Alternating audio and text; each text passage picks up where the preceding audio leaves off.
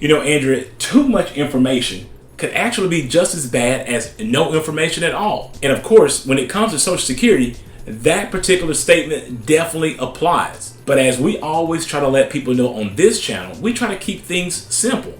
So today, there are 5 important facts, just 5, that I think people should definitely know about Social Security, and we are going to cover them today in our short retirement education concept video. So stay locked in. Hi, my name is Carson Graves, President and CEO of the Retirement Education Center. And my name is Andrea Graves, Director of Operations at the Retirement Education Center. And we thank you for tuning in to the Retirement Education Concepts videos. These videos were created to make the difficult and confusing retirement process simple.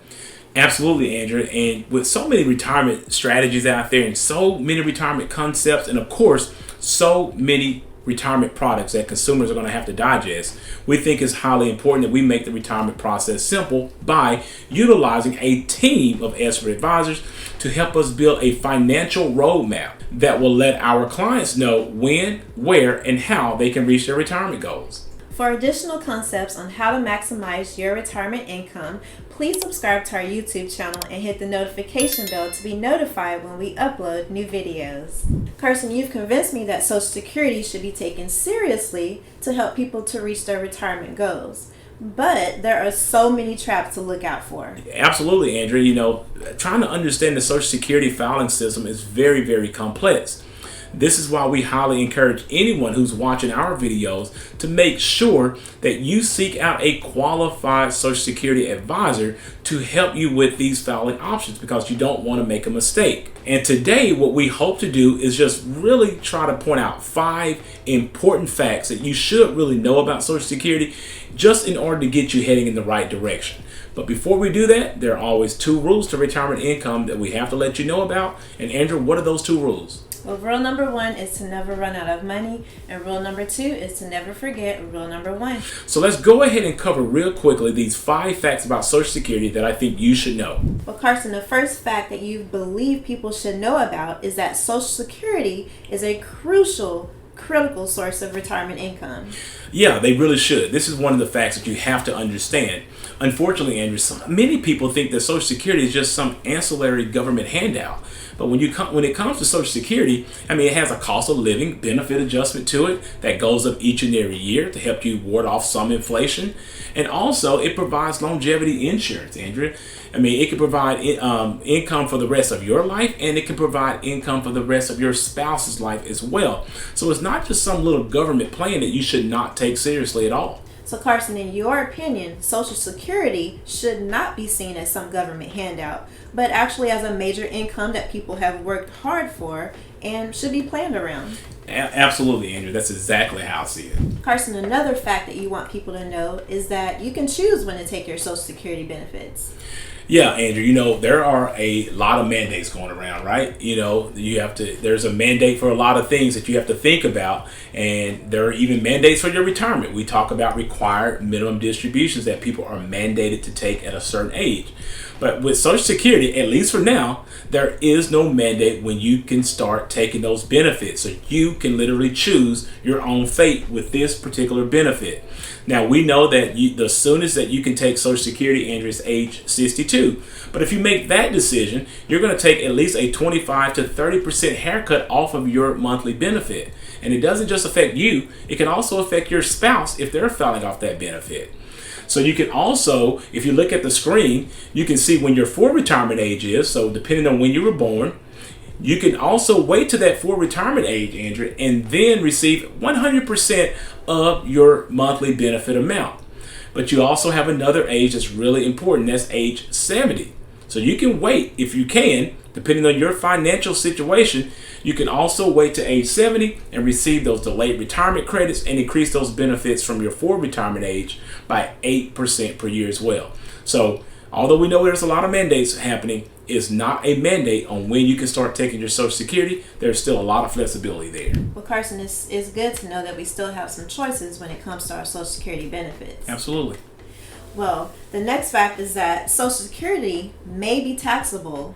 Yeah, you've mentioned this many times, but it's always worth noting to those who may not understand this. Yeah, when you're talking about the taxation of your Social Security benefits, it can determine a lot of things when it comes to your income. It can determine when you actually take money out of your IRAs. It can determine if you're going to continue to work and file for your Social Security benefits. There's a whole host of things that you have to be aware of when it comes to Social Security and taxation, Andrea. For instance, if you're making too much money and you're filing for your Social Security benefits before your full retirement age, Social Security can actually withhold $1 for every $2 for any amount of income that you make over $18,960 in 2021. Of course, that is subject to change as well. But it also can impact how you're investing your money and when you actually take distributions from your retirement accounts. For example, if you take money out of your IRA while you're taking Social Security, that distribution could actually push you into a much higher tax bracket as well, causing those Social Security benefits to be taxable. So you have to think about that. Another thing, you may have some non-retirement accounts in which you're receiving capital gains or dividends from or interest, which could also add to your income and push your Social Security benefits into a higher tax bracket. In that particular situation, Andrea, what may be important is that you develop a strategy in which you can take those taxable investments from that non-retirement account and put it into a tax-deferred account, perhaps considering like a non-qualified annuity for that particular situation. Because at that point, your money would then be able to grow tax-deferred and not be reflected in your income and cause your Social Security to be increased into a taxable situation. Carson, another fact that you state people should know is that it's really interesting to me, but you say Social Security can be a family benefit. How is that? Yes, most people don't know this, Andrew, but Social Security can absolutely be a family affair.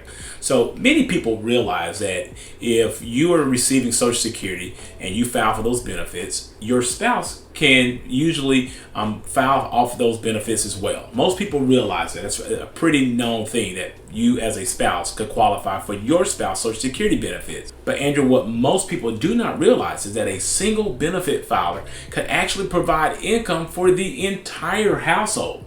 So let's just say, for example, I'm 20 years older than you. So let's say I'm 62 and you're 42, but you're taking care of our child who's under the age of 16. If that is the case, not only will I be able to receive my benefits, you can also receive those benefits, and that child under the age of 16 will also be able to receive benefits off of one single taxpayer record. So that's really important to understand. This is known as a family benefit. Now, you will stop receiving that benefit when that child turns 16, but that child could still continue to receive those benefits, Andrew, all the way to the age of 19, as long as they are in school. So, a very important thing for people to understand there. I'm not sure that too many people know about that, so we thank you for sharing that fact. Absolutely.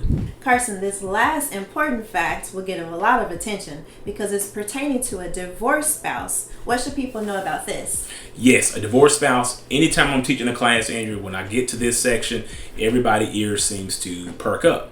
Yes, it is true that you can receive benefits off of a previous spouse record if you're divorced. But there are rules that you have to fall under in order for this to actually come true for you. One of the things that has to be true is that you have to be at least age 62 or older in order to receive that benefit. The other main thing that you have to understand is that you have to have been married to that person for at least 10 years or longer. Absolutely, 10 consecutive years or longer. Another fact that you're going to have to account for is that you have to be unmarried. Yes, you cannot find love in other places in this situation in order to receive a spousal benefit as a divorced spouse. One other thing, Andrew, that you're going to have to take in consideration is that when you are divorced, that divorce would have to have been at least 2 years or longer as well in order to file for those benefits. And one last thing that I want to make sure that I make note of is that it is important for you to understand that if you only receive 50% of that spousal benefit, just as if you were married, but if your own personal benefit is greater than that 50%, you're going to receive your own benefit, not the spousal benefit from your divorced spouse. Okay, thank you. Those were all great facts, and we thank you for watching. And if you feel that this was beneficial for you, please like our video and share it with others. So yeah, I really hope that this information was beneficial for those of you who are tuning in today. Please understand that these retirement education concept videos are created for educational purposes only. You should always seek out your own financial advisor, your own tax advisor, and your own attorney for your personal situation. If you are looking for a fiduciary advisor to help you with these sort of complex financial matters, we highly encourage you to utilize the links in the description below and go ahead and schedule a complimentary retirement consultation with us today. After this video, please check out our other videos that we've created that will give you tips on how to maximize your retirement income. Also, if you like this video, please give it a thumbs up, subscribe to our YouTube channel, and share it with a friend. Thanks for watching, and remember, if you have questions, we have answers.